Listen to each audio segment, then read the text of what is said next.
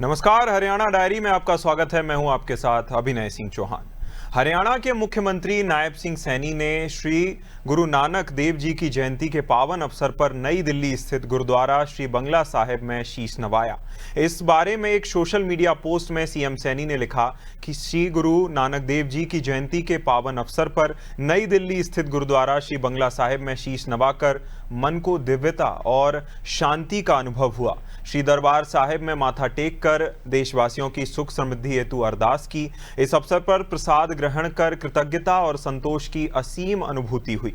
CM Saini ने लिखा कि श्री गुरु नानक देव जी की शिक्षाएं सिखाती हैं कि जीवन में सच्चाई, सेवा और प्रेम ही सबसे बड़ा मार्ग है और इनका अनुसरण करके ही संपूर्ण मानवता का कल्याण संभव है। वहीं प्रदेशवासियों को नानक जयंती की शुभकामनाएं देते हुए सीएम सैनी ने लिखा कि जन जन को सेवा, सद्भाव और करुणा का पाठ पढ़ाने वाले गुरु नानक देव जी के अलौकिक विचार अनवरत हम सभी को पथ प्रशस्त करते रहेंगे।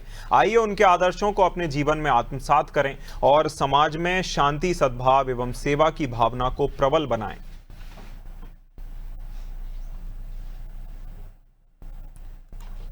देखिए, गुरु नानक देव जी की जयंती पर मुख्यमंत्री नायब सिंह सैनी दिल्ली स्थित श्री बंगला साहिब गुरुद्वारे पहुंचे। मुख्यमंत्री नायब सिंह सैनी की ओर से बंगला साहिब में दर्शन करते हुए शीश नवाया गया। साथ ही साथ उन्होंने हरियाणा प्रदेश के प्रदेशवासियों की सुख समृद्धि की कामना की है।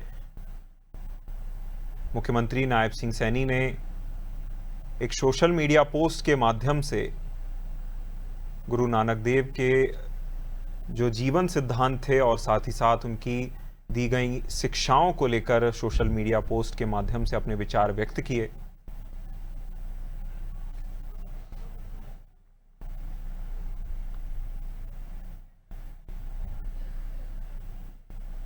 हरियाणा के मुख्यमंत्री नायब सिंह सैनी नई दिल्ली के मेजर ध्यानचंद नेशनल स्टेडियम में आयोजित स्वदेशी राष्ट्रीय गौधन समिट में सम्मिलित हुए, जहां इस समिट में गौ माता के गुणों और उनके उत्पादों के लाभ पर चर्चा की गई। सीएम सैनी ने समिट के बारे में एक सोशल मीडिया पोस्ट में कहा कि प्रधानमंत्री नरेंद्र मोदी निरंतर इस बात पर बल देते हैं कि आत्मनिर्भर भारत का मार्ग वोकल फॉर लोकल की भावना से ही प्रशस्त होगा। सीएम सैनी ने कहा कि गौ माता हमारी अर्थव्यवस्था और संस्कृति की आधारशिला रही हैं। प्राचीन काल में जिसके पास अधिक गोधन होता है वही व्यक्ति अधिक समृद्ध और धनवान समझा जाता है। सीएम सैनी ने कहा कि गौमाता को दिव्य गुणों की स्वामिनी कहा गया है। हमारे शास्त्रों में वर्णन है कि गाय के भीतर देवी देवताओं का वास होता है। आधुनिक शोध भी ये प्रमाणित कर रहे हैं कि गाय से प्राप्त उत्पाद जैसे गौमूत्र, दूध, घी और गोबर स्वास्थ्य के लिए लाभदायक होने के साथ ही साथ पर्यावरण संरक्षण और जैविक खेती के लिए भी अत्यंत उपयोगी हैं। आपको बता दें कि दिल्ली में 5 नवंबर से 10 नवंबर 2025 तक स्वदेशी राष्ट्रीय गौधन समिट का आयोजन किया जा रहा है। यह आयोजन विचारात्मक अहिंसक आंदोलन राष्ट्रीय गौधन महासंघ ने किया है। गौधन महासंघ ने पूरे भारत की 22,000 गौशालाएं जुड़ी हुई हैं। कथाओं के अनुसार हम सब जानते हैं कि गौ के अंदर देवी देवता निवास करते हैं। मुझे कुछ पंक्तियां वो याद आ रही हैं कि वेद पुराण धर्म नीति, वेद पुराण धर्म नीति ऋषियों के लेख बतारे, ऋषियों के लेख बतारे, गौ माता के रोम रोम में बसे देवता सारे। ये वेदों में गाय की व्यापक जो महिमा, उसके रूप का वर्णन किया मिलता है। गाय को माता का दर्जा भी दिया गया है। गाय का दूध अमृत के समान है। अगर बच्चे को मां का दूध नहीं मिलता तो हम गाय का दूध बच्चे को दे सकते हैं। ये भी इसका एक गुण है। हरियाणा के मुख्यमंत्री नायब सिंह सैनी ने हरियाणा के किसानों को बड़ी राहत दी है। जहां सीएम सैनी ने वर्ष 2025 के मॉनसून के दौरान राज्य में भारी वर्षा और बाढ़ से प्रभावित किसानों को राहत प्रदान करने के लिए एक विशेष योजना की घोषणा की है।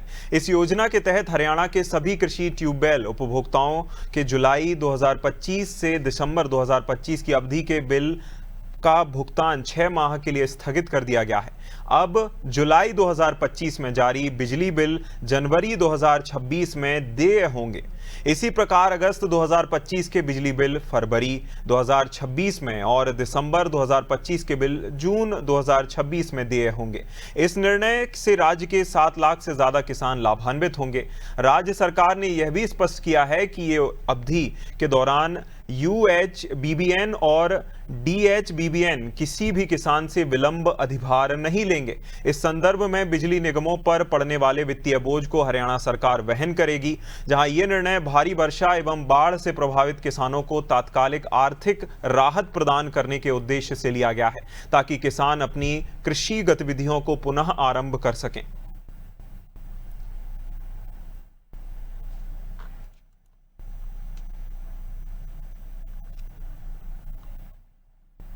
मुख्यमंत्री नायब सिंह सैनी ने बिहार के हसपुरा प्रचंड मुख्यालय के ड्रीम पैलेस में बुद्धिजीवी जनसंवाद में कहा कि पीएम नरेंद्र मोदी और सीएम नीतीश कुमार की जोड़ी ने बिहार में विकास को तेज गति दी है, इसे बरकरार रखना है। सीएम सैनी ने कहा कि देश के प्रधानमंत्री नरेंद्र मोदी और सीएम नीतीश कुमार की जोड़ी पूरी शक्ति से विकास कर रही है। सीएम सैनी ने कहा कि बिहार वह धरती है जो गुरु गोविंद सिंह, महात्मा बुद्ध, महात्मा गांधी, सीता मैया से जुड़ी हुई है।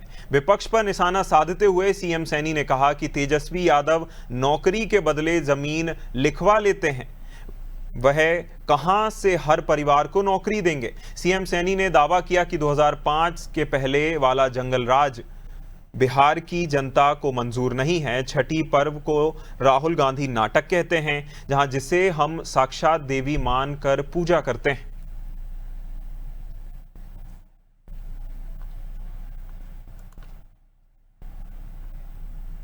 हरियाणा के मुख्यमंत्री नायब सिंह सैनी की अध्यक्षता में सोमवार को कैबिनेट मीटिंग में तय किया गया है कि 1984 दंगों के पीड़ित परिवारों के एक सदस्य को सरकार हरियाणा कौशल रोजगार निगम के तहत नौकरी देगी।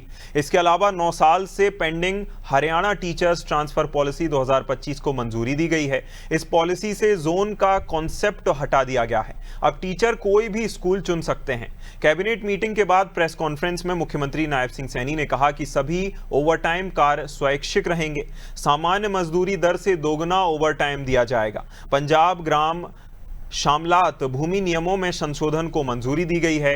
डेली वेजेस कर्मचारियों और पार्ट टाइम कर्मचारियों का वेतन भी बढ़ाया गया है। मुख्यमंत्री सैनी ने बताया कि जो सैनिक युद्ध में शहीद हो गए हैं, उनके परिवार वालों को नौकरी देने के नियम में सरकार ने ढील दी है। पहले था कि शहीद सैनिक के परिवार को 3 साल के अंदर नौकरी के लिए अप्लाई करना होता था, लेकिन अब अगर किसी वजह से 3 साल में अप्लाई नहीं कर पाए तो भी उन्हें नौकरी मिल सकेगी।